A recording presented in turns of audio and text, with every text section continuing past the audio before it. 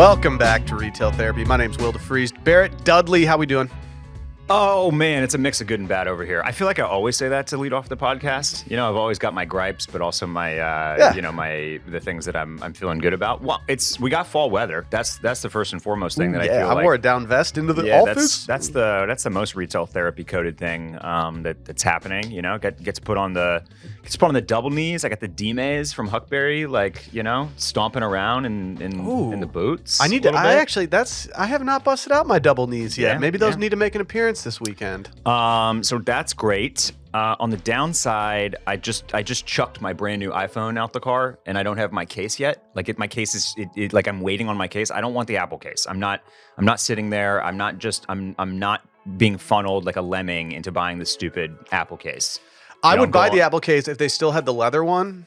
Yeah. Because I liked that one, but then they switched it to some weird material that Yeah. I just can't do anymore. So now I'm on my suede grind. Okay. Yeah, I can't. That's nice. That looks beautiful. But I had a leather one previously, and on my last iPhone, not good for gym. Yeah, I get it. It gets kind of gnarly. Well, this if you like cases that get totally caught in your pocket and you can't get your phone out, this is the one. That's the one for you. This is the one. Yeah. I'm a Nomad guy. I've become loyal to the Nomad case, but it's the sport case, but it's in the mail still. So I chucked this thing out, and honestly, it held up like pretty good for not having anything on it except for the lens did get a little ding on the outside rim, and I think that's going to bother me for the rest of the time that I have this phone. Will it affect fit pics? I don't think so. Okay. I think that the camera itself is intact and fine. I think the lens is fine. It's just it's cosmetic, but that I don't like that, and I'm mad about that now. So. Well, I'm in a similar position as you because I have a new laptop in front of me. I got the larger MacBook Pro. Yeah. Look at that thing. It's absolutely massive. Absolutely humming over there. There's good and bads to it, but I am so protective of this thing now. I don't want it to get dinged up. I accidentally bought a laptop case from Aimé Leon Dore over a year ago, maybe even 2 years ago. It was too big for my old laptop, and I've just been putting my son's art projects in it. Okay. And I finally portfolio. Yeah, I finally got a laptop that fits in it, and now I'm just I'm using it now, partially because I need to justify that purchase, but more so because I'm just scared of dinging up this laptop at all, and the first ding is going to really kill me inside. Yeah. Apple do be getting dings though. I feel you. What else we got? Randy he needs to speed us through this sode so he can get to a Ren Fair. What's going on with the Ren Fair, Randy? Make haste, Barrett. I need to go to the Ren Fair. I mean, are you missing a special breakfast at the Ren Fair? No. It's just that it's kind of show first come first serve camping. So just trying to get a good spot. Got it. Okay. All right. Is this the one that's outside of Houston that was documented on HBO? Yeah. Did the documentary that documented? Did it make you more excited to go to that one or less excited? It made me more excited because I originally was like, oh, I don't want, because it was all the politics behind the actual fair. I'm like, this is good. I hope this doesn't ruin it for me. And they focused so much on the actual people and only had little glimpses of the fair itself. That was more B-roll and stuff. I was like, oh, this shit looks dope. It made me more excited to go to it. Are you gonna hang out with the King of Corn? The Lord of Corn? The Lord of Corn? I'm definitely going to get a small bag of kettle corn from the Lord of Corn. Okay. Maybe are you gonna get a selfie with him? Maybe. Do you have new drip for this, Randy? I do. It's a new stuff on the old stuff, so I'm just adding to it. It's pretty much the same thing I wore last time, but I got a side dagger, and I'm gonna have the sword the whole time, and I'll have a red kind of robe over it all too, because it's gonna be a little chillier, but it's gonna be perfect weather. Where do you shop for your Ren gear? Amazon. Yeah. Okay. I would love to make my own. There was one guy at the Ren Fair last year that was like, yeah, you should really, because it's just this cheap leather, gauntlet, bracers and stuff. He's like, you should just go to this leather shop up North Austin. They do workshops and stuff. And I made this, and he had this really cool leather armor. So I might do that sometime. Randy's going to take up sewing, and then he's going to be able to hem all our pants for us. See, I want someone to buy Sunday Scaries, and if that happens, I'm just going to move to Northern Michigan and force my friend's wife, who's also my friend, to teach me how to sew from templates and stuff like that. She has gone from never doing it to now she pretty much exclusively wears during the summertime. Like she buys like actual outerwear, but she pretty much just exclusively wears clothes she makes, and you would never know. And if anything, I look at it, I'm like, oh, where's that from? That's a pretty cool piece. And she started like one day she hit me up and she asked me for some photos of a jacket that I had, and then she made her husband an even cooler one of what I had, and I was like, oh my God, like I need this in my life. I want to be able to cut and sew right now so badly. Yeah, it's a cool skill. Yeah, I'm just scared of puncturing my fingers with a sewing machine. That's the main. That's honestly, yeah, that's a good enough reason for me to not attempt it. You know, one of my first ever graphic design job was at Miami University, and we would make quote unquote learning objects that were to supplement classes. And there was no way that they could afford to give everyone in this class their own sewing machine. And so our job was to take all the aspects of a sewing machine, isolate them, and make it into this interactive game or learning object that where people could learn the pieces. And all I learned from that was that sewing machines are much more advanced than I ever thought they would be. I also tried to do an embroidery thing a while back, and that just went horribly. Ended up returning all the equipment. It was like, nah, I don't think I've got it cut out for me. Like hand embroidery, like needle and like. It was like an embroidery machine that I didn't actually acquire it myself. I simply helped crowdfund it with my sister-in-law. Okay. And you could get templates for it, but we soon learned that it was not as straightforward as just getting a template, plugging it in, and getting dope stuff out of it. Yeah. Because in our minds, we were like, well, we have these kids now. We can embroider things on like polos or whatever instead of paying someone else to do it. Yeah, it turns out it's just much better to just pay someone else to do it. Yeah, if I won the lottery, like, and I didn't have, like you said, moving north, I would have a workshop of like literally everything: embroidery machine, sewing machine, engraver, 3D printer. Like, that would be great. I'd have everything. Anvil for smithing. Yes, I would. Yeah. I would be. Oh, he'd be smithing. I'd be doing so many hobbies. I need to come up with some stuff I need you to make me if this happens. Yeah. Are you playing the lottery, Randy? No. Oh. Man, I need to start buying lottery. Yeah, you got to play to win. Ooh, That's the thing. actually, a little road trip going to Houston for the Ren Fair. I always do. That's like the only time I do scratch offs is on a little road trip. Because like you win $10, it's like, all right, there you go. Now I hate scratch offs. Are you going to get some Nerds gummy clusters on your road trip? I got some actually yesterday. Did we already talk about this? Did we What? talk about how the Nerds gummy clusters are the hottest candy in the world? Oh, dude, Well, you are. you are my friend, you Well- are behind the times right now because Randy and I, along with former washed intern Callie, have been absolutely hammering these things for years now. Oh, We okay. have a group text called the Gummy Cluster. And all it is just us talking about our gummy If clusters. someone's getting the cluster on, Okay. the group text Jeez. starts to get pretty lit. Yeah. Well, that was at the time where gummy clusters weren't everywhere. Yeah, You had to yeah, go yeah. find them. And Or you so, had to get a Nerds rope and cut it up. Oh, yeah. You know, to get the fix. Ugh. Yep. And so, Dirty yeah, man. we've been clustering for a while now. But now this is like it's all the kids want. Well, there was an article in the Wall Street Journal about how it's like the hottest candy. It's the best new candy that's come out in the past like 20 years. It's a little too sweet for me. I'm still No, not me. I like to feel the film over my teeth. I'm still a chocolate guy. You know, I'm still like Twix, Snickers almond. You know, that type of thing. But Randy has a theory that the chocolate has changed flavor. So There's a little cherry flavor to it. I now. think that's maybe you had more evidence than I did. When I pulled that chocolate out of that bag, it was sitting next to other stuff that I think influenced its flavor. I think I see where you're coming from, but I'm talking like I've had chocolate and from Halloween that's been mixed with like, from trick or treating all the time. Yeah. And it was the same thing from like 2 different shipments of chocolate from Okay. like different people. So it was like, and different brands. It was like Snickers tasted like it and Twix tasted like You it. were It was you were weird. attributing this to the cocoa shortage, right? That's what Boosh is contributing. And I think that there might be something there. Could Okay. be. Okay. We've got some announcements. Next week is going to be our gift guide episode for the holidays. We will be welcoming Sally back to the program. Laura cannot make it happen, but as I've been told, Laura will be selecting some items for us. She did. She already sent me her list. It's she's honestly taken a lot of work off my plate because there's some good stuff on her list already. So I'm excited to share.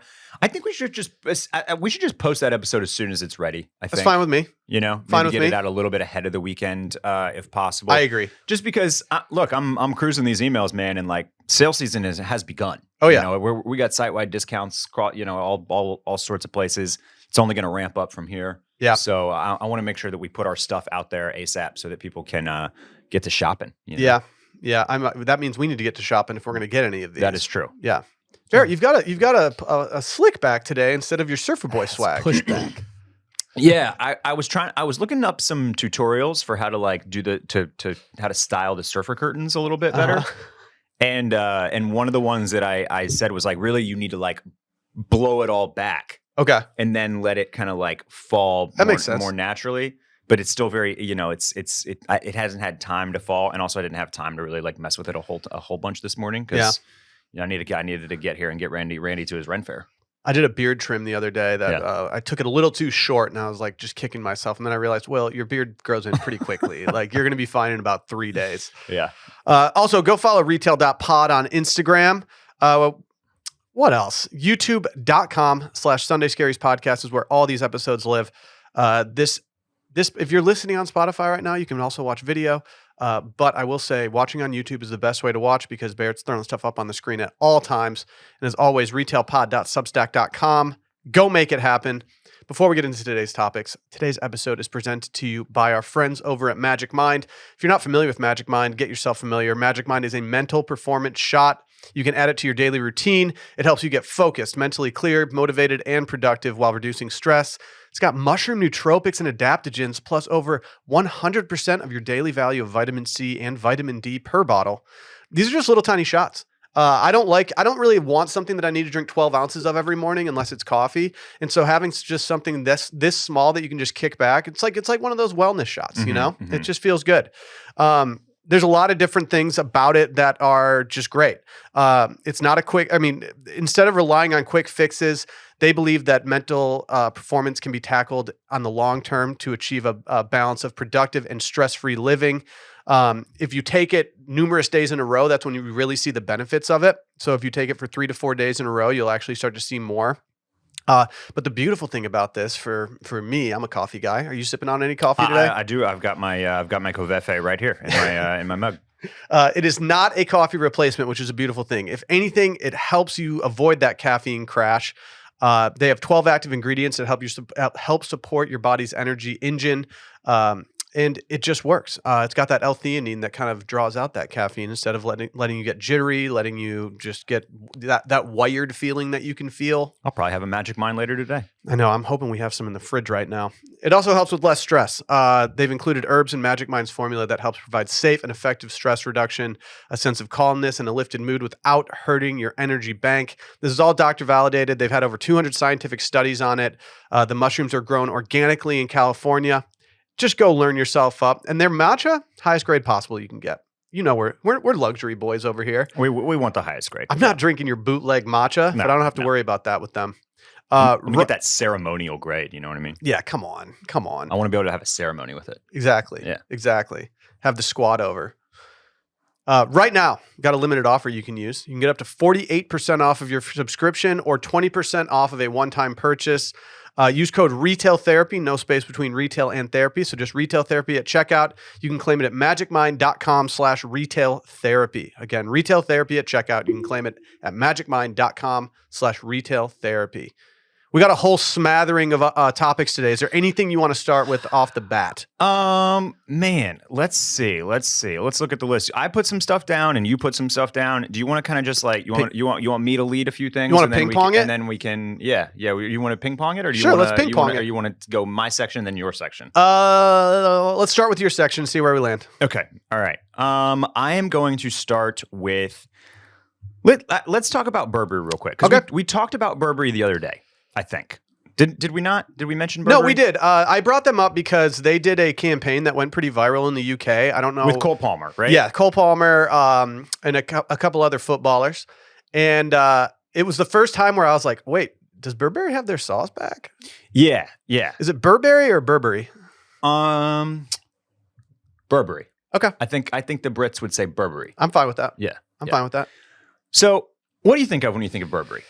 The print. Yeah, you think of the check print. And over the last probably close to a decade, but 5, 6, 7 years, Burberry kind of fell out of style with the kind of their rise of like high-end streetwear. And they brought in all sorts of people. They brought in Riccardo Tisci from Givenchy, who had like revolutionized Givenchy. And then they brought in, I believe, Daniel Lee, who had done like amazing work and really put like Bottega on the map. And like they were trying to kind of like put themselves in the zeitgeist and compete with all of these other labels that were doing this, that were really like hitting the zeitgeist, the fashion zeitgeist, with stuff that fit in the kind of modern look of things. Yeah. And so they did a lot more logo stuff. They raised the prices of their handbags a whole bunch to try to compete in the market. Basically, none of it has worked. And they are kind of floundering. And now they are in a situation where they are trying to cut costs. They're bringing in a new CEO. There's a new lead designer. And their whole thing now is like, we're going back to basics, bust out the scarves again. I think I'm okay with this. So I'm on Yahoo Finance here. This is the headline. Burberry hopes scarf bars, puffer jackets, and classic styles can drive turnaround. The other really famous Burberry piece is the trench coat, the classic Burberry trench coat. They kind of like, they make the kind of the iconic one that if you're a London boy or girl, like that's the one you want to be walking the streets in. I will. Here's what I'll say. I think this is really interesting, but I also feel like this is just kind of like nice timing for them, because doesn't it feel like kind of the trad wear from early menswear is kind of like making a little bit of a return here? Yeah. Yeah. I think people want to be in stuff like barber jackets, and we've seen people trying to bring back boat shoes, that type of thing. GQ just did a best waxed canvas jacket roundup, right? They're putting the Mulaney editorial just came through, and he's in V-neck sweaters and Sabagos and Polo Ralph Lauren, and just like really looking really natty and kind of like 80s, 90s kind of prep British vibes. He's just looking so masculine lately. He really, really is. We had these little ditties from Aimé Leon Dore and Timberland, which I think both you and I didn't feel great about. Yeah, there's aspects of them that I like, but it's been a while since they've released some footwear that I've been obsessed with. They sold out with quickness in both the brown and black colorways. And I think they're super like old school 90s vibes. If I lived in a city where I required a boot like this to walk around in, I think I'd be more into them. But like I think it's so out of what I need right now that it's just like, yeah, okay, whatever. I do think the chunky laces are kind of a cool thing. Yeah, yeah. And then let's see. Let me find so along with this, almost kind of it's kind of funny that all these articles are written about how they're floundering, and then Who What Wear comes through with so long boring black skirts. Literally every London it girl is wearing this cool alternative, and it's the Burberry check scarf. Yeah, I had plaid on my in list for this, and it wasn't because I like it. It was because Taylor Swift was wearing a lot of it. She has. I don't base anything off of her fashion normally, because I think she's kind of out there in terms of what she likes, and I don't think it's like the best. But she was wearing it so much that I just felt like the Swifties would assemble and start doing it too. Yeah. But all that's to say, like, I think that Burberry is making a smart move, but also one that just like, it's not like they're doing this at the height of streetwear, where they're not zagging, is my point. Yeah. So it's kind of like, yeah, this all makes sense. And I think that we're probably going to see Burberry check a lot more over the next year. I think this is definitely, I mean, I don't know if you saw Data But Make It Fashion like brought up that the giant acne plaid scarf is like trending for the 4th year in a row. Okay. She like can't stop seeing them in New York. And I just all that, Taylor Swift, the acne scarf, the Burberry, the barber jackets and the wax canvas and all that natty type of trad stuff being back. I just think Burberry is in the right place to be repositioning themselves and kind of like go back to these traditional basics, and I think for me, make some noise. I'm more open to it now than I have been in the past few years. I was gifted a Burberry tie with just the classic. I mean, we have the Tate McRae thing here years ago, like 20 years ago. And at the time I was like, oh, this is cool. And then the person that gave it to me broke up with me, and I was like, well, I hate this fucking tie. I'm done with this. And I gave it away to somebody. I think I donated it or something. But like now I'm more and more open to it for some reason. And maybe it is that. And I mean, I'm pretty UK coded anyway when it comes to style and fashion and stuff. Sorry, I put a link in here for you. I don't know if that was what you were looking for, but but this is the exact one. This is exactly what I was looking for. I couldn't find where I saw this photo. So well, now I regret donating it because I could have regifted it to my wife for Christmas this year and just been like, no, you're like Tate McRae. I could see Sally doing this look. I really could. I could see her going Burberry tie. I could see it. She's been liking doing like the plaid mini skirts and stuff like that lately. Maybe putting on some tights and stuff. Like she's not opposed to doing that.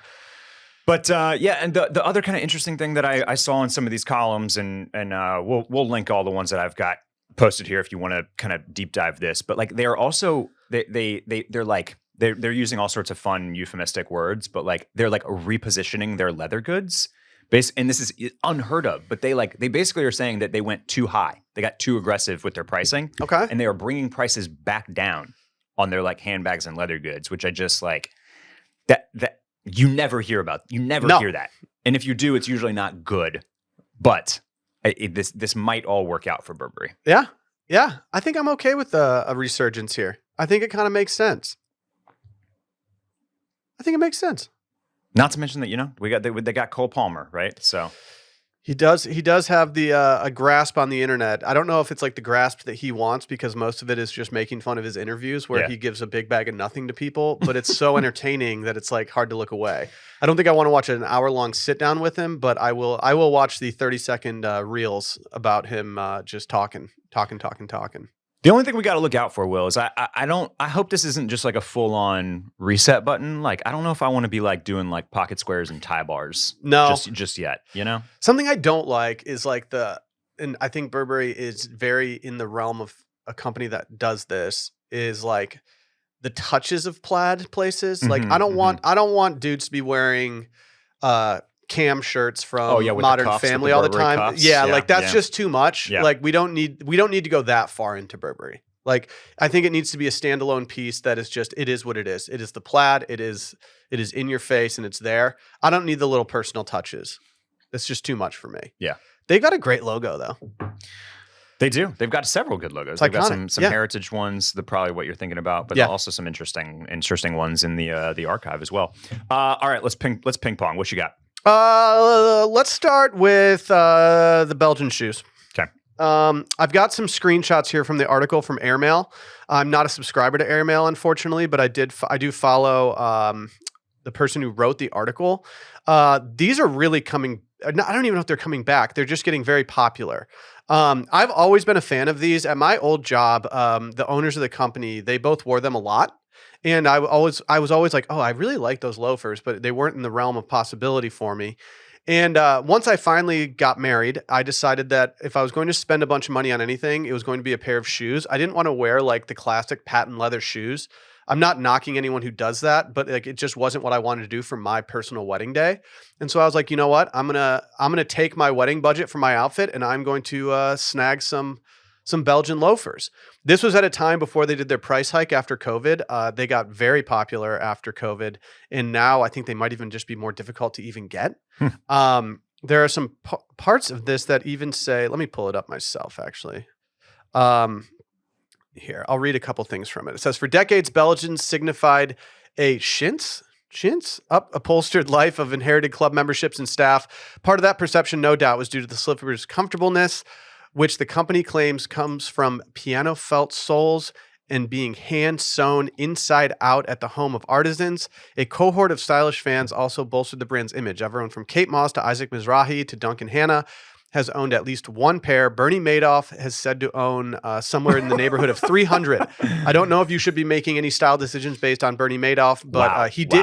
He was a massive, massive fan of these. I love imagining that Bernie needed to start a Ponzi scheme to fund his obsession with Belgian loafers. If that was the reason, that might be more justified than other things that I've seen. They also note it's not difficult to understand why Belgian shoes continue to gain appeal without resorting to advertising or even acknowledging the term influencer. It maintains a fewer but finer approach and unconcerned for growth that's foreign to today's commodified luxury goods. Paradoxically, that has only contributed to its popularity among consumers and fashion world insiders. And I do think that makes sense. Like they don't, I've never seen anything from them other than people wearing them and people enjoying them. There was one more passage from this that I wanted to read. that had to do with the availability of them. Like, I think where did this go?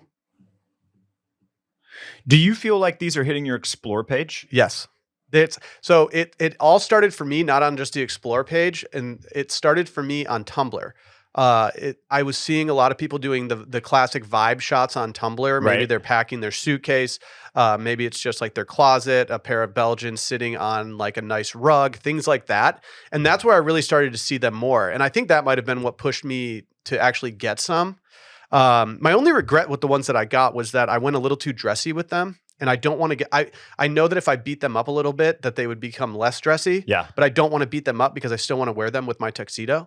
But I have to say, as far as loafers go, out of the box, they're the most comfortable loafers I've ever had. Maybe the most comfortable shoes I've ever had. They do come with like a leather sole. And so what I messed up with is that you're supposed to wear them, I think like 20 to 30 times. So you can wear them in, and then you bring them to a cobbler or a shoe hospital and just have them put on the rubber sole. Right. I waited way too long to do that. And so I completely wore through parts of the leather sole, which probably will deteriorate them over the years faster than other pairs. But I do think that I did it fast enough that it wasn't a big deal. But now I've worn them so much that I have to almost, I have to get them resold again soon. Which is not a bad problem to have. Like, I'd rather get them resold, a pair of shoes that I love, as opposed to go buying, go on the hunt for a new pair of loafers. Yeah, I mean, it's like a hallmark of like classic bench-made footwear and like really like shoes that truly last, like in kind of an old world sense, is that you can just continue to get them resold. And like the uppers, the leathers, like that is essentially lasts a lifetime. I mean, they've gone up in price by like, I mean, I don't even want to say what I got them for. I got them for like $600, and now I think they're at least $750, $795, something like that. Yeah. I mean, that's pretty typical for almost any consumer product right now. I mean, that's like what, like a 25% increase from the last 5 years? Yeah. 6 years? Yeah. I mean, that's par for the course right now. What I was going to say is like, it's interesting because they're 700 now. It's just the different algorithms hitting us in different ways, but like I don't see these on my feed generally. Maybe it's interesting that they are like, so for me, they feel like I understand their popularity, and I hear what they're saying about kind of it being like an insider thing, but they don't need the influencers because that's not really who's wearing them. Does that all make sense? Yeah. It's very much like a certain. Yeah. They're more niche. They're not. If they don't feel oversaturated or ubiquitous, like on your kind of like generic Instagram explore page type of people, and I think that's part of what makes them cool. Well, so they're living in this like nice like area where they are both very popular but also not like oversaturated. Yeah, I mean, like if you just Google Belgian shoes and you're not looking for the brand itself, like it's almost just become a style now. Right. Like More just has them for $350, and those actually look, from just a quick glance, like a pretty good quote unquote dupe of them. Yeah. Suit Supply has their own black loafer that kind of looks like Belgians now. I mean, there's a ton out there. There's another brand that's escaping me that is like the most popular that I actually do get a ton of Instagram ads for. But like, I'm going to step up on my high horse in my ivory tower right now.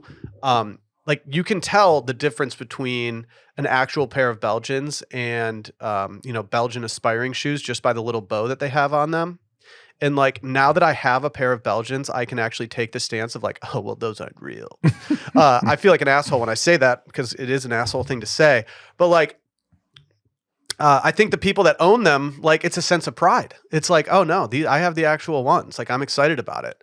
I get excited to wear them every single time I get to wear them. When I go on vacation, I don't bring any other dress shoes with me other than those because I don't really. One, I want to save space, but two, that I can wear them with so many different outfits right now.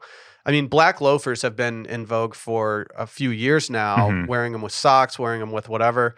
A pair of jeans, some white socks, and you just hit that Hailey Bieber grind, that it's just become more acceptable. And so it's like, it's the one pair of really nice shoes that I've ever bought. And I'm very happy that I did it. I do think it's kind of difficult. I think it might be getting more and more difficult to get some now.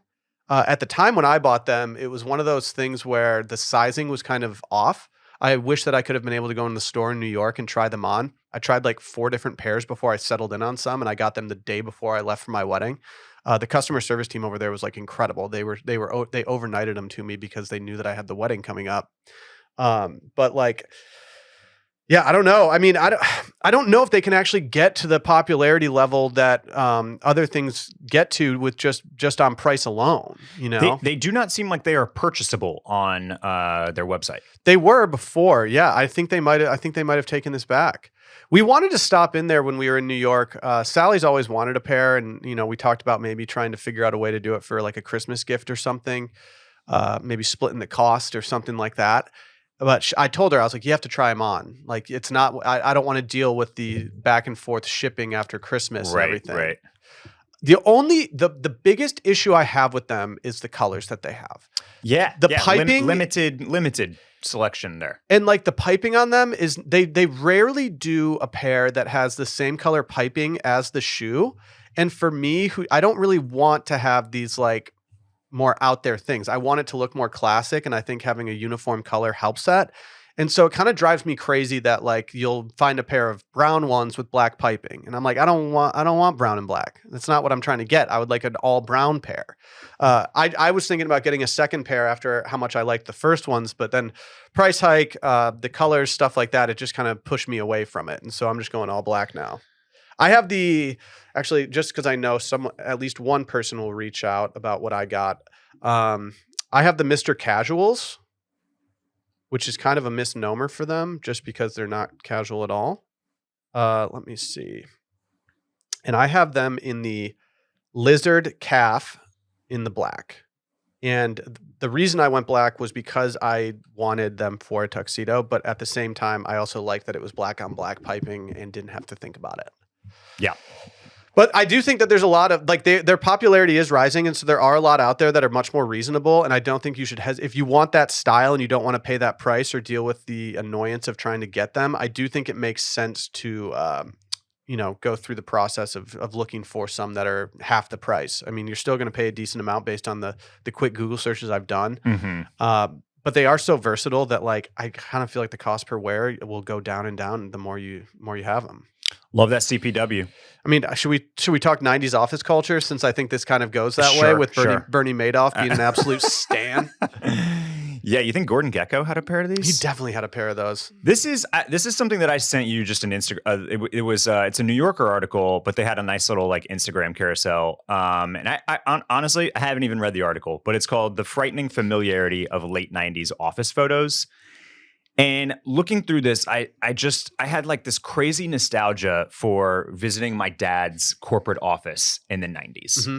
And he worked at like a essentially what you'd call like a boutique consulting firm. And they had really nice offices. And this was what I'm just like, there was no bullpen. Everybody had an office. Yeah. And so you're walking through the hallways of like these like downtown office buildings. And it's just like everybody has cool offices. And It doesn't exist anymore. I can just smell like the printer paper and everybody's nice pens and everybody's wearing a shirt and a tie. Stacks of crap everywhere. Yes. And also you got to have sweet tchotchkes and like stuff on your desk and like a bookshelf and like all of this like it was like this like second little home. And it's really, I mean, now in our kind of work from home and hybrid culture, which I totally understand, like that is just like evaporated. And if you do have to go to the office, nobody has these like 90s style offices. Oh no. But I even just think about it. So there's a lot of cubicle stuff in the kind of carousel here, which is really, it's not what I remember. Like that's not what I feel nostalgic for. But I think just the whole idea of how important the office was in the 90s, is like really interesting to look back on. Do you like working in an office versus working from home if you have the option? I mean, my ideal is like a 3-2 hybrid. Yeah. Like 2 days work from home, 3 days in the office. I do like being in the office. I like splitting the day up doing it. If I I can split the day up and go in the office in the morning, knock some stuff out, and then go home and work from home the rest of the day or something, like I enjoy that. It also frees me up to watch a little EPL if I need to. Sure. I guess I can do that in the office here. It doesn't really matter. But I don't know. Do you have like any like recollection from like all this like 90s like? Yeah, my dad had an office that he shared with my mom because they own the business together. And I just remember after school, if I didn't have some after school program or sports or anything, I would just go down to the office and like sit in the office chair, play Mario Teaches Typing, hang out, like just absolutely vibe out in the office, kick my feet up on the desk. My dad would let me draw. but like I think it's just that childhood nostalgia of like the giant computer screens, the really clanky keyboards that Randy has now. Is that why you got your big clanky keyboard, Randy? I didn't even know I was getting it. It just came with the new computer, and I enjoy it. Yeah. There's also, when I think about this stuff, I also think of Seinfeld. Like, it's just, George in his various offices, Kramer going to work at the job he doesn't really work at. Elaine has an office at all of her publishing jobs. Like, I think that's part of it too, is that one of probably my favorite show from the 90s, Seinfeld, is like, has tons of this office stuff as well. Oh yeah. Frasier didn't have an office because he had a recording studio, but I get it. Seinfeld is something like I think Normcore just took Seinfeld into the top of mind show for a lot of people our age when that started getting popular, and like the style of it is just still great. Do you think we'll ever go back to like even if there's more return to office, it's all like open concept now? Do you think we'll ever go back to like more cordoned off like? Austin might, because there's so many open office offices. buildings now that it's like, okay, is this cheap enough that we can all have our own office? Like, let's just do that. Like, there's a whole Google building downtown that's like almost completely empty, right? Yeah. Did you get served? It was very popular on my feed. It was an AI generated 90s investment banker in London reel. No. Here, I need to find it for you. Okay, what should I Google for this? Let's see. 90s investment banker In London.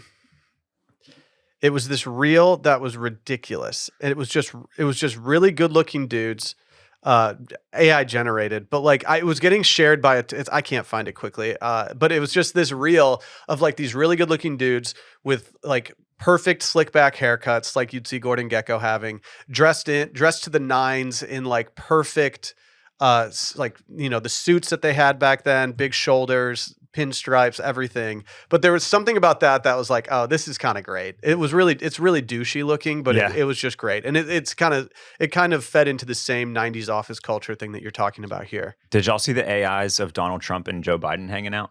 No.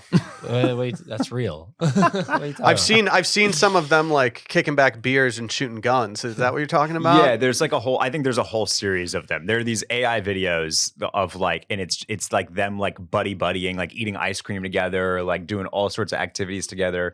And it's wild. It is really, really wild. AI is terrifying, but it's also really, really funny. I gave my dad a little rundown of what to look for AI driven stuff when I last hung out with him in Austin. And I just kind of gave him the rundown, like, hey, no offense, but you're old enough that you might get duped by some of this stuff. Here's some things you might want to look out for. And he was like very on board with trying to suss it out, which made me happy. I worry that the older generation is going to get duped by AI in ways that we can't even fathom. I mean, the thing is, like, what I always knew to look out for is like the hands. Right. Hands. But this video, like the Trump Biden ones, like they're just like they're putting the faces on already existing videos. That would make sense. So the hands are all perfect, and like it's pretty nuts. Oh, the things that we needed to look out for 3 months ago have probably been rendered useless at this point. Like a lot of things for me was like patterns. If you saw a rug and the patterns weren't connecting and they were kind of weird like that, but like, I mean, as we know, AI is only going to build on itself. It's getting smarter every day. And so like what we're talking about right now might not even be relevant by when this releases in just 2 days. Hurtling towards the singularity. Here's a twist. This whole podcast has been AI the whole time. I'd be fine with that. That's the thing. Like people are getting duped by like AI voices, like generated voices saying like that it could be your voice that was taken from this podcast calling your parents being like, hey, mom and dad, I'm in jail. I need $1,000 right now. Yep. Like that's the stuff that really scares me. We could probably tell AI to like review this podcast and then make an episode of Retail Therapy. I'm sure we could. I think I'd be embarrassed at what it came up with based on what we talk about. Yeah. Can we talk Spotify funny. Wrapped? I was really happy that you put this in here. Yeah, I love to be a little bit ahead of Spotify Wrapped, and like we're a couple weeks away, basically. The last 2 years, Spotify Wrapped has dropped November 30th. And I always just like thinking about like kind of like coming into it early and being like, shit, what is mine going to say? And do I need to try to change it with these last 2 weeks? I thought what was interesting is that there was apparently some thought that Spotify, let's see, do I have anything? stopped tracking at the end of October. That's what a lot of people were saying. See, my theory was that they stopped tracking like right at the end of, like at Thanksgiving. And I think that's correct because they came out and they put up they like on their Instagram or something. They dispelled the rumors about the tracking period. They say that it does track all the way through November. Okay. Are you worried about your Spotify Wrapped? No, I'm actually looking forward to it. I think that my Spotify Wrapped is going to be very, very, very much a pop girl summer. I believe it. I think there's going to be a lot of Charlie, maybe some Sabrina Carpenter, maybe some Chappell Roan, Taylor Swift, Billie Eilish. The OGs. They could slide in there. But I mean, just all you gotta do is take a look at the Grammy noms to know that it was it wasn't just a pop girl summer. It was a whole pop girl year. Also, speaking of music, Not Like Us by Kendrick Lamar. It's like nominated for 3 or 4 Grammys as well. Is Drake officially deaded if Not Like Us wins a Grammy? See, I'm more worried about the New Orleans Super Bowl. Okay. Like if he wins a Grammy for Not Like Us, it's going to be wild. If the Recording Academy is like, yes, that song. Yeah, right. Like, let's take the direct shot at the guy who's done the most streams, maybe of all time on Spotify, right? Or most number one something. I mean, and let's award the song that calls him a pedophile. Yeah, that calls him. Yeah. I mean, Dylan of Circling Back fame has always theorized that I curate my Spotify Wrapped and I start listening to things like halfway through the year to make sure that I have like some niche stuff in there. Right. Unfortunately for me, my Spotify Wrapped this year is going to be, it's just already derailed because we have a family plan for Spotify. Right. Because we were paying too much for it. And Sally refuses to create her own account under the family plan. Instead, she just logs in under my account and listens to everything. You can go right now to statsforspotify.com. You can log in using your Spotify and authorize it. And you can see where you stand right now. Really? Yes. Oh. And so I just logged in while you were talking and did it. And I am absolutely devastated to see what my Spotify Wrapped could possibly look like. I'm going to wait. I'm going to wait. You should wait. Everyone should wait. I know that mine is going to suck no matter what. My number one song currently for the last 12 months is Dwayne Johnson, You're Welcome from the Moana soundtrack. Okay. All right. Yeah. So you're cooked. Number 2 is I Can Do It With a Broken Heart, Taylor Swift. And I have not listened to that song alone, maybe ever. I think you need to take matters into your own hands. You need to start a new account. You just let Sally have yours. Yeah, right. And then you just log in with the new one. But I've got all my playlists. I've all this a lot of Sunday Scary subscribers subscribe to the playlist that I have on there. Yeah, I have one jazz playlist that has 2,000 subscriptions on it. I mean, people might look at mine and say, "Oh, Charlie XCX 360s at number 6." Yeah, that must be Sally too. I can tell you that ain't Sally. that is your boy. I have access to Will's Spotify because it's through him where this podcast goes through. And I told him that I was just going to log in and just start messing with his Spotify Wrapped. Just start playing Cotton Eye Joe on repeat. You can see, you can see in the last 6 months, I have Charlie XCX 360 as the number 1 song. The number 2 song is This Is Halloween from This is Halloween. That's a great song. Yeah, that is a good. That's a bop. And you could also tell it was election season by just the fact that I have Throwing Stones by Grateful Dead, their easily most political song ever, as my number 3 song. And I was like, yeah, that checks out. I was going through some shit. Where's the Boom from the Costco guys rank on this? Number 16. Number 16, right behind Von Dutch by Charlie XCX. Got a couple weeks. That's Fritz's favorite, right? Von Dutch? Yeah. He thinks it's a club banger. Yeah. He's also into the one with Lorde. Mm-hmm, I actually am surprised that's not on my list higher up because that was a banger for me. Man, God, it's going to be so tempting to go, but I've already forgotten the website that you said, so I'm removing it from my brain. I'm not going to spoil it for myself. If anyone that starts doing that, we're going to know that you're trying to curate. Yeah. That you're just putting stuff on repeat. I think I accidentally put a 90s country playlist on repeat while I was sleeping. Last year, the year before, because I opened my Spotify Wrapped and it wasn't in the top 10 or anything, but the entirety of number 50 through number 100 were all just pop country songs from the 90s. And I was like, I know I didn't listen to that much pop country. Yeah. But maybe I'm curating more than I think. What's next?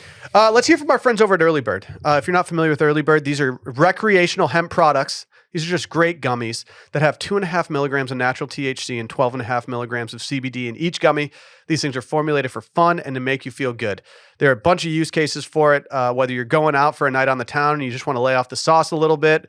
Maybe you're just at home watching a movie that might be enhanced by a little THC or CBD. Or if you're like me, I like taking them before bed, and I feel like I sleep like an absolute baby every time I do. Every time I do it, I'm like, oh, I just slept through the night very well and didn't have to have the hangover of a melatonin gummy. These things are formulated in Austin. They're an Austin company. We know the guys that started the company. I lived with some of the guys that started the company for a little bit. They're just great. They're just great gummies. Everyone that I've ever recommended them to has gone back and gotten more. We've had listeners reach out about new promo codes because they are single-use codes on the site. And right now, if you go to earlybirdcbd.com, you can get 20% off of your first purchase using promo code RT20. If you've purchased before, this is a new code. So go load up that cart, get 1 bottle of everything, get 2 bottles of everything. Just go load it up. Again, it's 20% off your first purchase with promo code RT20 at earlybirdcbd.com. I think I found that video you're looking for, the business one. I texted it to you. To me? Yeah. I found it on TikTok. It's a POV. It's exactly 1986. this. Yeah. It's exactly this. I don't know how to get this to Barrett right now. Can you drop it in the rundown? Yeah. It's very much exactly how you described it. It's pretty good. It's scarily accurate too. It's just like, it's a little ridiculous. Like, I mean, it's over the top. I know that all finance dudes in London don't look like this, but it's an outrageous video. Here we go. I mean, there's something nostalgic about it. It's so like realistic though. Okay, I did see this. Yeah. But it's like if you just took a bunch of like jacked male models and put them in 90s London. It's American Psycho. It's London Psycho. But it's London. London Psycho. Yeah, it's a ridiculous video. What's this song? What is this song? Phil Collins. Something. Yeah. I don't know. They got a woman in here too, you know? Power suited up. Yep. I mean, that dude looks like Christian Bale. Yeah. I'm sure it drew more than a little bit from American Psycho. Yeah. How do we feel about them probably remaking American Psycho? Totally depends on who they choose to. I mean, the rumors. I don't know if it's just like the internet making the casting decision for them, but like everything I've seen is like it's Elordi. Elordi has a relationship with the director, and so it's not unlikely that it could be him. I think he'd be good. I think for retail therapy purposes, it'd be great. I mean, he's a natural choice. Sorry. Thank you. There you go. Thank you. I was late on that. Baby girl gong. Do you want it to be an ode to the old one, or do you think it should be like a modern day American Psycho? I think it should be modern day. I don't think but I don't think it will be, because what I've heard is that it's going to hew even more closely to the book. I think that's dark. That's going to be dark. Yes. Yeah. The book is much darker than the film, and the film is dark. But honestly, I don't think it's not necessarily something that needs to be redone. That's my biggest thing. Like Patrick Bateman, Christian Bale is Patrick Bateman. Like that is such a perfect encapsulation of that character. It is. Should they just run back Patrick Bateman? I'm torn on it. Like, cause do I want to see Elordi doing a Patrick Bateman thing? Yeah, I'll watch that. I will. Yes, you will. You're right. You will absolutely watch that. But I want to know who's going to take the Reese Witherspoon role. Yeah. Good question. There's a lot of questions here. Yeah. I mean, the casting here is the most important thing for me. If the casting is correct and I'm happy with it, then I will be happy with the film overall. Where do you want to go? Let's do a will column or a will thing. What do you want? Does anything stick out to you? Yeah, dude, let's talk tariffs, baby. So I don't know how tariffs work. I just know about things that are in the news right now. Are you stocking up on luxury goods that might come from overseas right now because the prices are going to go up? This is definitely something that everybody should be thinking about. Okay. What I don't know is exactly how long it takes for a tariff to go into effect. Okay. Like I think they can be signed by executive order, so it could essentially happen immediately. Now, what would not happen is you would not see prices immediately go up because all of the places that you generally shop from, they already have the goods. The duties have already been paid. A lot of websites like Essence or whoever else, My Teresa comes to mind. Like when you buy something from them, duties and taxes are included in the price, so you generally do not have to pay unless it's over a certain threshold. But what it would mean is that in future seasons, as soon as the very next season, you could see a very, very, very big price hike. And I'll tell you what, if you're confused about tariffs, the companies pay the tariffs. Yeah. And that price 100% gets passed on to the consumer. Yeah. So this idea that like other countries are going to pay the tariffs is completely false. Yeah. That is not how it works. We like America says there is now a XYZ, like let's just say a 30% tariff on goods coming from China, India. And the importers pay that tariff. So do I need to get if I'm getting another pair of Belgians, I got to do this now? Yeah, I mean, that's a confusing part because like generally when you hear about like the proposed tariffs, like Europe is not one of the ones that comes up. It's all so tied together that like, throwing one trade agreement out the window kind of has like a ripple effect and does end up touching everything. But most significantly, the biggest one to look out for is if this new administration does bump up the tariffs on China even further, you're going to see the price of pretty much everything go up. So yeah, I'm seeing it say tax at least 60% of China goods. Does that mean like my $8 Shein shirt's going to go up to like $9? Yeah, correct. Yeah, you're screwed. What the hell? Sorry, Randy. Sorry. Yeah. Have you traveled to China for production reasons? I have. It's been a minute. I was in Hong Kong a couple of years ago. Okay. It's been a while since I've been to mainland China. Yeah. But yeah, I have been over there to scope some stuff out. I don't remember what Substack it was from, but I got an email that was just like, get your luxury goods now. And it was explaining everything. And I forwarded it to, I stupidly forwarded it to Sally. And I was like, here, time to buckle in. And I was like, why did I forward that? I'll remind everybody about our little, what we learned on our Europe vacations. Wait to buy your high-end luxury stuff until you're in Europe. I mean, if you have a trip planned, if you know that you're going to be over there, just factor that in because you are getting such a better price over there. We're talking 20 or 30% off of what you're paying here in the States. If you want like a Loewe bag or a Bottega bag or Gucci, Prada, Louis Vuitton, Chanel, whatever it is, it is 20 to 30% cheaper if you get it while you're over there. Well, you and I have complained about just the conversion of prices from, menswear brands. Yeah. Like we saw it. We talked last week on the episode about Barrett's Noah jacket debacle, where he was trying to get the Noah Barber jacket. Right. And I went on the Barber website just being like, well, they probably sold them on there as well. And you could get some sizes and some colors, not very many sizes, and there were not very many colors. But I mean, the prices were $200 higher than what they were on Noah because you're getting them from... I mean, they were, some maybe, 300. Yeah. Wild price hike. Yeah. And like Drake's, if you a lot of I think they fixed it now, but I used to get emails from Drake's and you would go to their website and my Google Chrome would automatically convert from pounds or euros, whatever they were using, to US dollars. And then if I clicked on the US site, it would have a totally different price for it. It was just higher. Yep. And it's just a bummer to deal with that because I want to dress internationally right now. Yeah. That's just what I want to be doing. But yeah, definitely something to be aware of. If you start seeing some alerts that tariffs are going up, it might be time to pull trig on something that you've been sitting on. Yeah. Lest it get $100 more expensive the next time you go back and check. Yeah, take off the crap on your Christmas list that has nothing to do with luxury goods and just start loading that up with anything you want. You zinning, Will? You been zinning? I mean, you mean Zyn, the popular nicotine product that's now a mean. symbol of American masculinity and a surprising political lightning rod? Yeah. I've not been opposed to Zyns in the past. A little pouch here and there doesn't hurt anybody. Well, it could, but I've been told it doesn't hurt your gums nearly as much as other things. But the New York Times did a write-up. I actually thought this was a pretty hilarious write-up for a lot of reasons. I did enjoy that they interviewed a brother in arms in the menswear game. Lawrence Schlossman of the Throwing Fits podcast. He said Zyns falls somewhere between cigarettes and vapes. He said it's not as chic and classic as smoking, but it's nowhere near as corny and lame as vaping. And I think that's kind of a good assessment of the situation here.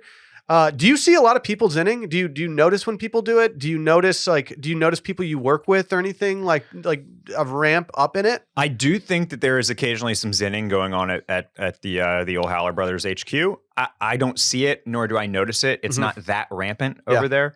I've got friends that I know like live and die by the Zyn when they are working. Yeah. It's absolutely essential. You know, it started off as like, I mean, snus was always a thing. It was like this like spitless alternative that you could do from Sweden. And it was like big in the skiing culture. People would order it from Sweden and it was like this thing. And then the wellness bros started to get into it. You know, before Joe Rogan got as political as he is now, I mean, he was doing a lot of wellness things. I mean, he might not have called it wellness, but like talking about, I remember a very specific episode that was kind of talked about in our old office about when he had Aubrey Marcus on it. And they were talking about doing pouches. I don't know if they were talking Zyns. I think they were talking just snooze pouches about how it settles your mind in to do things, how it kind of calms you down and allows you to lock in a little bit more, for lack of a better word. And then Zyn came along. And when I first started seeing it was like probably 3 years ago. Someone busted it out at like a dinner. We were at a wedding and we weren't going to the rehearsal dinner. So we got a nice dinner somewhere. And after dinner was over, guy busted some out and I was like, what are you doing over there? What are these tiny little pouches? I used to snooze all the time. I loved it. I quit doing it for a very long time. I don't do it anymore. But I stopped doing it just because I was worried about the health effects of it.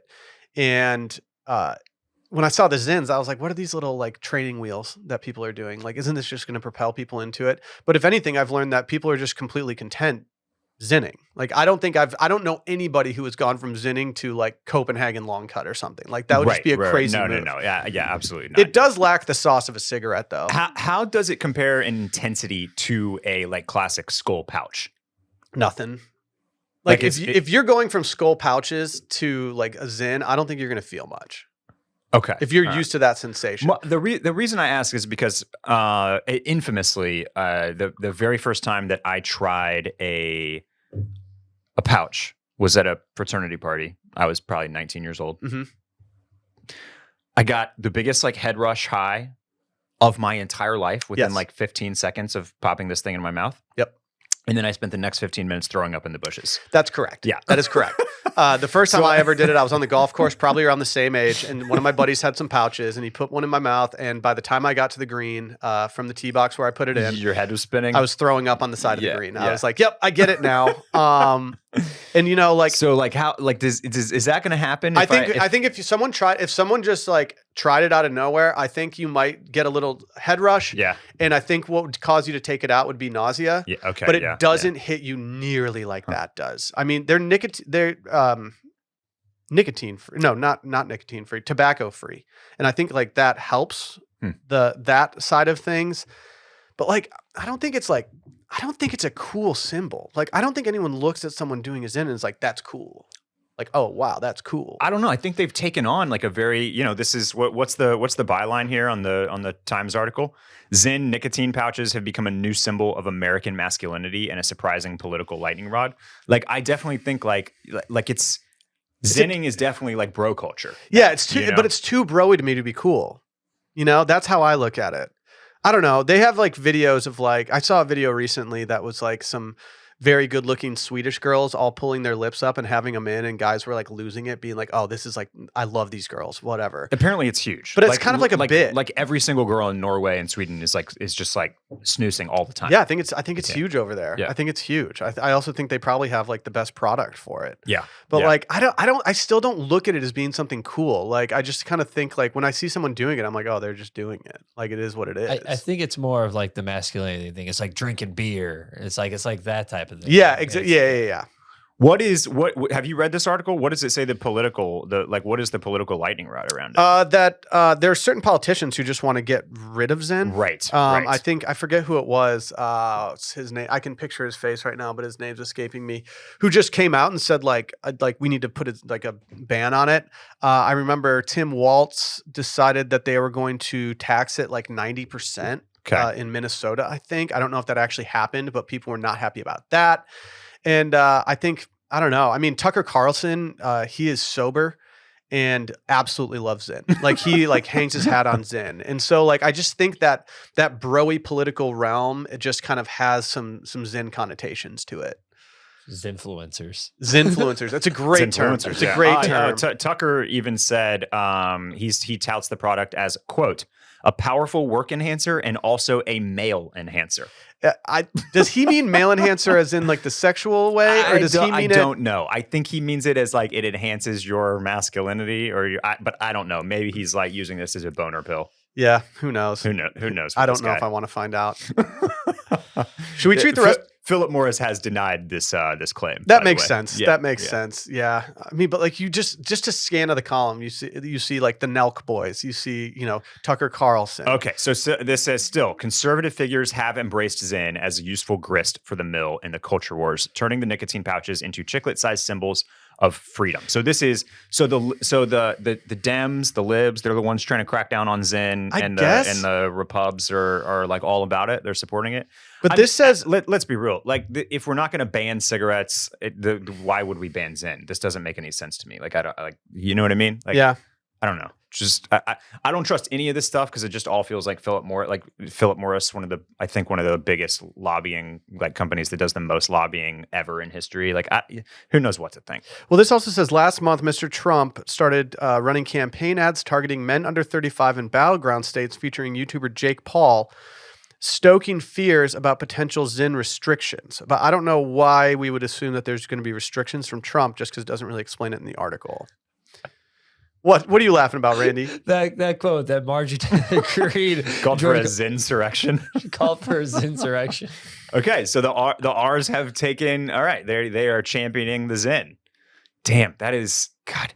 They make such smarter decisions than the Democrats. They're so good at this. Yeah. It's really tough out here. It's like, tough. I remember when whatever politician it was said they wanted to take Zyn away. I just remember being like, "Oh, people are going to get furious over this." Yes. Like they don't.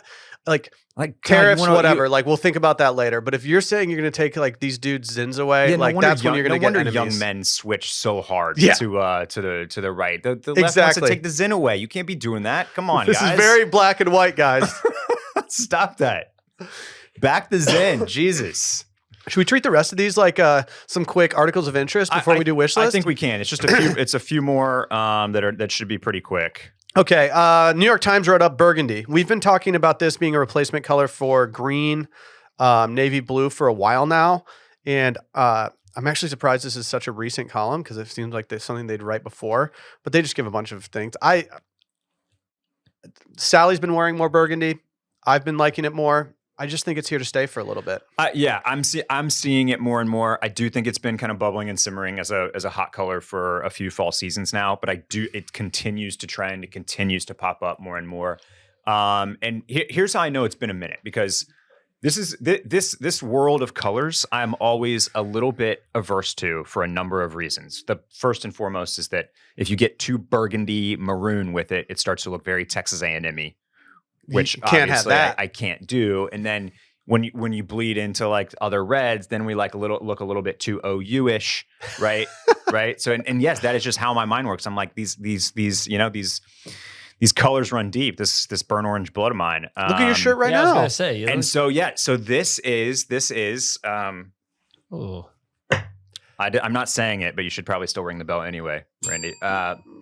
No, this is I don't even remember seeing that. An Ame pocket tee from this past season, and I dig the color in it. Look, let's be real. This is OU. This is an OU color. Yeah.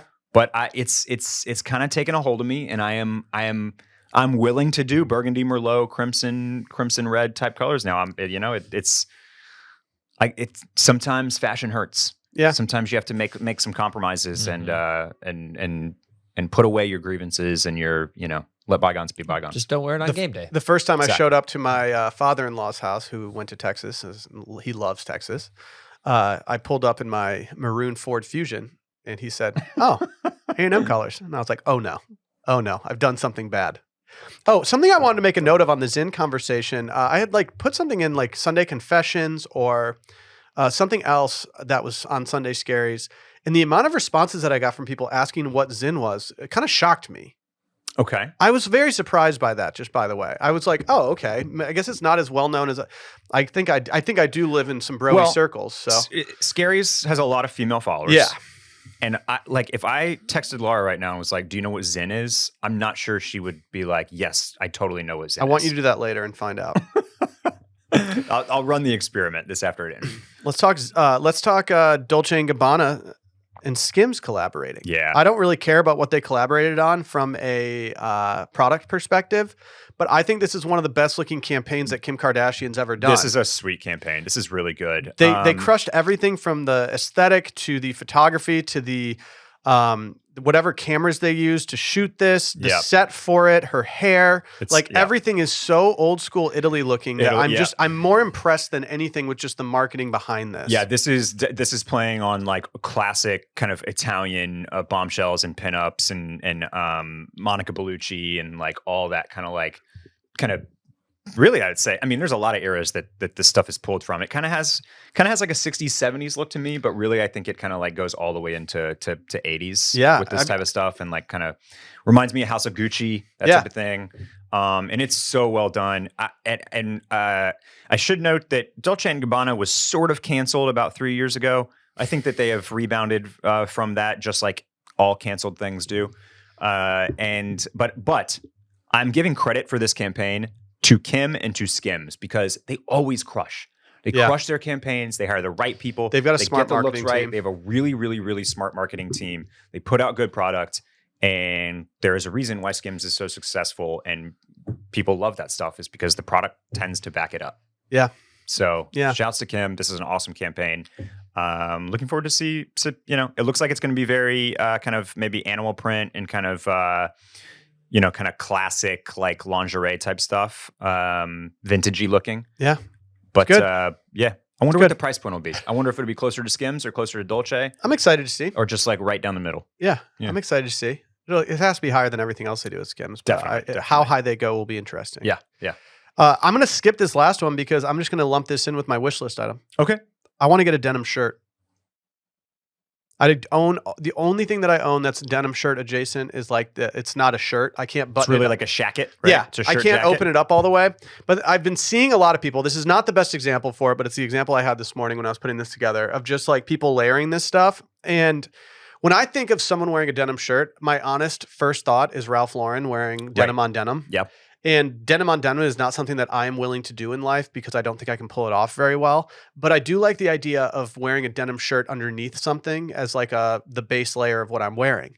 I don't really know what to wear it with. I think it needs to have some experimentation here. But I also don't know where to shop for this. I went on J.Crew and they have some mid-weight. I don't want like a thin denim shirt. You don't want a chambray shirt. Correct. Yeah. Correct. Yeah. That doesn't interest me at all.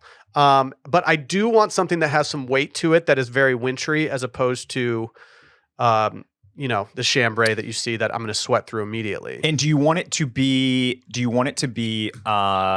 Western at all? Or do you want it to be I don't think I want it to skew too Western. I think I'd rather have something a little more contemporary. No pearl snaps. No pearl snaps. Okay. I'd like it to button. I like to button, and for some, I don't know why, I like the way that it feels to push a button through denim. Like the shirt that I have now, I do button up sometimes when it's colder out or something, and I like the way that it feels. And so I don't know. I'm open to any suggestions. Like the midweight denim work shirt might be the route, and I think I would skew darker as opposed to lighter. Like I don't want the 5-year denim wash. I want the 3-year denim wash, but I don't want double pockets. Like. Okay, you got some specifics going here. I know. I've started to realize I'm more honed in than I thought I was. So no double pockets. But the J.Crew one has double pockets on the chest with buttons. I don't need the buttons on the chest. All right, give me your boxes to check it here. Okay, you want darker? Number 1 for me is the weight. Okay, midweight. Midweight. Midweight.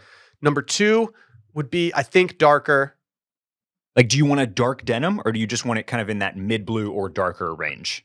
Mid blue. Like, you don't want like a light denim. Correct. Is what you're saying. I don't want like a super washed one. Right. Okay. Yeah. All right. And then only one pocket or maybe no pockets? One would be fine. Yeah. One's fine. See, they have this giant fit one that's only one pocket on J. Crew, but they don't have anything that is mid-weight, one pocket at all. I'm gonna have to do some digging. Yeah. But it's gonna happen. This I'm willing to help you dive in here. Yeah. How about this Gap one? That works. That totally Could that works. work? That's a good starter shirt. How much is that? It is currently $34. There we go. We're talking now. Now this is great. On sale from $70. Yeah, that sounds great to me. Full size run available. Because this is one of those things that I'm going to be self-conscious about when I first start wearing it. So I want to make sure that I'm not like, I don't need to go out and spend like a bunch of money on a double RL just to like do it. Yeah. You kind of have a question on the rundown here about what pants to wear with this, and I think honestly, pants with denim shirt is very easy, especially for somebody like you I know you've been in your jeans era recently. I have been wearing more jeans, but famously, you're not really a jeans guy. Yeah, so really, most you of the can stuff wear a denim shirt with any pair of pants. That's fair. That aren't That's fair. You're kind of light colored Drakes, kind of heavy twill denim-y pants. That's my first route. Brown. I know you like you were looking at a brown jean. Did you get a brown jean? I did get a brown jean. I've been gun shy on wearing them. Yeah. It's been the hardest pair of pants that I have to pair with things in my wardrobe. It just feels like they're the statement and not what I'm wearing up top. And usually I don't try to make a statement with pants. Yeah. Yeah. What do you got for us? Okay. I think I am going. This is just something that caught my eye recently. Look, I don't need another jacket, but I like this one, and I it's top of mind, so I'm throwing it out there. It's this workwear jacket from Stussy. And I just think I like this blue color a whole lot. I like the way it looks. I like the cut. I like the covered placket on the buttons. It's just been top of mind recently. This is is this a rage cop because you didn't get your last jacket that you tried to get? Sort of. It's definitely like the key for me now, Will, is to not just rage cop like 4 jackets to replace the giant hole in my heart. I get it. Made by the Noah Barber one. What's the fit on this? Let me pull up I'll pull up the Stussy the scares Stussy me sometimes. site. That sometimes it's like if I order a medium, it's going to come in fitting like an XL. Yeah. Their stuff does skew a little larger. I think they have also changed their sizing on their t-shirts a little bit. They've made them longer and a little more baggier, which is not what I want. Here it is on Stussy's site. Yeah, there we go. That seems relatively safe. Yeah. Yeah, I'm into it. it. I don't know if it's a cop, but just something that's been on my mind, and it's a nice jacket for any of the boys out there. You know what I mean? We've had people reach out before. I don't know if you've seen this in the DMs, or maybe it's just on the Scaries DMs, things like that, being like, "How do you guys live your life when you're buying all these things?" And I'm like, I don't buy the things I put on my wish list. Like the reason it's on the wish list is because I can't afford it, and I want to think about it later and maybe find like something that's a little more reasonable. Are they saying like how do we like spend all this money? Basically, is that the question? Yeah. And like, here's the answer is I simply don't. Like, I have not bought very much this fall at all. And the things that I've bought have not been from websites that typically are associated with high prices. It's been a lot more Abercrombie and, Stussy tees are like what I wear a lot of and things like that. And so it's not like crazy overpriced stuff. Yeah. Look, honestly, that's the best answer is that all the stuff that we put on our wish list, we're not necessarily buying. Yeah. The other thing is like, if anything, I try to put ridiculous things on my wish list because I think it's entertaining. For me, this is all like I gamify this. This is all like a hobby to me. And so when I look at my wish list and check the things off that I have purchased from my wish list, almost everything I have found on sale or with a deal or a code or I have found some way to acquire that at not the retail price. Mm-hmm. That's a big one.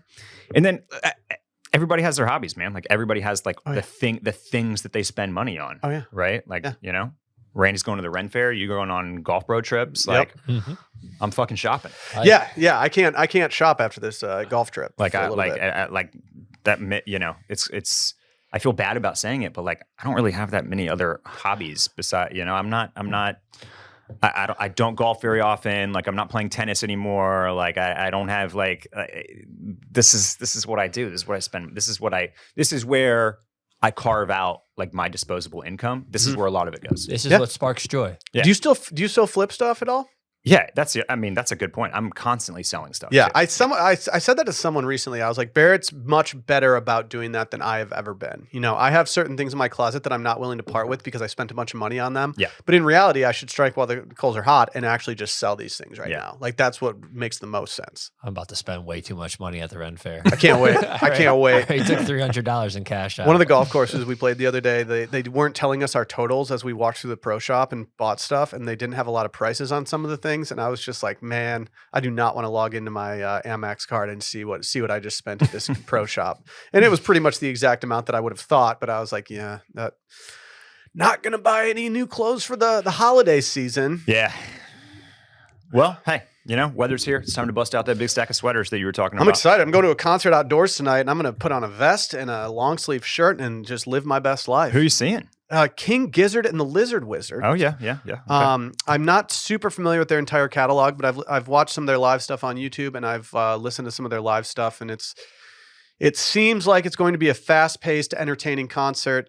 They do something called a marathon show, which they don't take a set break, and I think that's what they're doing in Austin tonight. People that like, the people are big fans of this band. It's like niche, but like it's one of those ones. It's like they've got very dedicated fans that are super stoked about. There's what four of they us that do. are going. Dave and I are going, and Dave and I are the least versed in them, and then the other two people are like the Deadhead version of Giz fans. Okay. And so, yeah, but it's out of Coda, which is always going to be a dicey situation. Yeah. Never what you want to hear. Never what you want to hear. That's tough. That's Yep. tough. Yep. All right, guys, this is fun. Randy, enjoy your Ren Fair. I will. See you guys later.